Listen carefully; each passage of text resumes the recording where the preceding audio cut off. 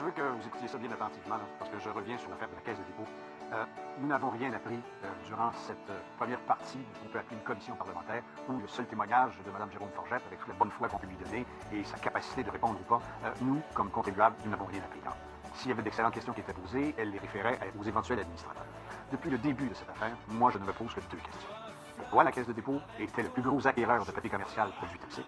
Comment il se fait que personne n'a été au fait de cela alors que c'était dans une proportion importante? Donc, il semble y avoir une omerta, une loi du silence, ou encore on a noyé, en parlant de pourcentage, la participation du papier commercial dans l'ensemble des opérations et des investissements de la Caisse. Comment ça se fait que le comité de surveillance, donc c'est la même question, c'est une sous-question, le comité de surveillance du risque n'est pas au fait de cela? Comment il se fait que le comité de gouvernance et d'éthique n'était pas au fait de cela? Comment il se fait qu'il y avait cette loi de l'omerta et du silence autour de cela, qui semblait être entretenue? Premier volet à la question. La deuxième question, comment il se fait qu'on en a acheté autant? Qui avait intérêt à nourrir autant et à fournir autant de papier commercial à la Caisse de dépôt et ou à la Banque nationale? Puis vous vous souvenez, mon expression, c'était « Qui c'est qui est le pusher? » Quand tu rentres dans un gymnase, puis il y a du monde qui fait de la musculation, puis ça fait 4 mois que t'en fais, puis tu grossis pas. Puis ton voisin d'à côté, il a Arnold Schwarzenegger, c'est qui a poussé le produit toxique là?